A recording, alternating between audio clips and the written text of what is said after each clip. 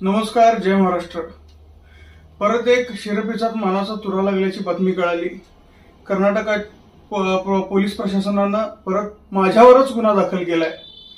जे काही प्रकार या 2-4 दिवसात घडतायत त्या लाल पिवळ्या संघटनांनी पूर्ण राज्यभरात थैमान घातलेला असताना एक सामाजिक विषय म्हणून त्या मुद्द्यावर व्यक्त झालो होतो। ते जे कृत्य होतं ते पाठीशी घालण्यासारखं आहे का याचं उत्तर पोलीस प्रशासनानंच द्यावं। आता त्या युवतीची छेड काढल्यामुळं किंवा तिच्यासोबत गैरवर्तन केल्यामुळं त्या कंडक्टर विरोधात पोक्सो अंतर्गत पोलिसांनीच गुन्हा दाखल केला आणि त्यावर व्यक्त झाल्यामुळं माझ्यावर गुन्हा दाखल केलाय। त्यामुळं कुठल्या प्रवृत्तीला पाठीशी घालण्याचं काम पोलीस प्रशासन करतंय हा माझा त्यांना सवाल आहे। या लाल पिवळ्या संघटना जाणून बुजून याला भाषिक रंग देऊन फक्त मराठी भाषेविरोधात त्यांना मुद्दा मिळालाय म्हणून कुठेतरी ह्या सगळ्या कायदा सुव्यवस्थेला बिघडवण्याचं काम करत असताना त्यांना सुद्धा पाठीशी घालण्याचं काम तुम्ही करताय। इथं कानडी संघटना त्या ठिकाणी हे सगळं करत असताना त्या लाल पिवळ्या संघटनांचा म्होरक्या बेंगलोरमध्ये बसून काहीतरी व्हिडिओ घालतोय आणि तुम्ही त्यांच्या दबावाखाली इथं सामाजिक स्तरावर व्यक्त झालो म्हणून जर माझ्यावर गुन्हा घालताय तर खऱ्या अर्थानं ही लोकशाहीची हत्या तुम्ही करताय। आम्हाला बोलण्याचा व्यक्त होण्याचा अधिकार त्या ठिकाणी लोकशाहीने दिलेला आहे। तो अधिकार तुम्ही कधीच हिरावून घेऊ शकत नाही। तुम्ही गुन्हे घालू शकता, तुम्ही तुरुंगात आम्हाला त्या ठिकाणी टाकू शकता, पण आमचा आवाज कधीच दाबू शकत नाही। खऱ्या अर्थानं पोलीस प्रशासनानं थोडी तरी नैतिकता दाखवावी। या सगळ्या विषयावर बोलत असताना आम्ही वेगळ्या पद्धतीची भूमिका त्या ठिकाणी घेत होतो आणि तिथं मारहाण करणारे किंवा त्याला धडा शिकवणारे फक्तच मराठी भाषिक नव्हते, तिथं स्वतः कानडी भाषिक सुद्धा होते, मुसलमान समाजाची सुद्धा लोक होती आणि मराठी भाषिक सुद्धा होते। सगळ्यांनी मिळून त्या प्रवृत्तीच्या विरोधात त्या ठिकाणी त्याला धडा शिकवण्याचं काम केलं होतं।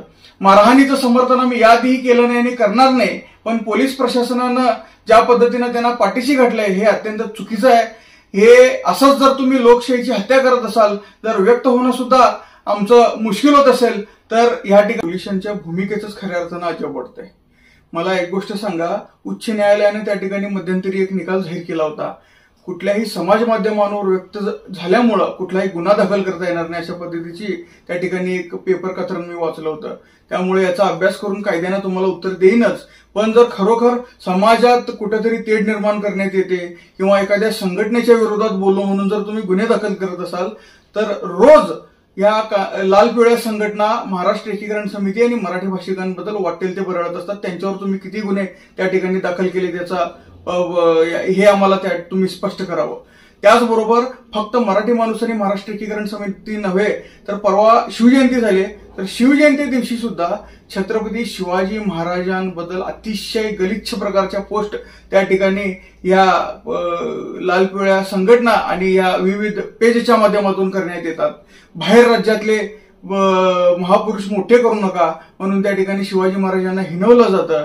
मुळात छत्रपती शिवाजी महाराज आणि शहाजी राजांच्या उपकारानं या ठिकाणी हे कर्नाटक राज्य वसलंय, याचा कुठेतरी तुम्हाला विसर पडतोय।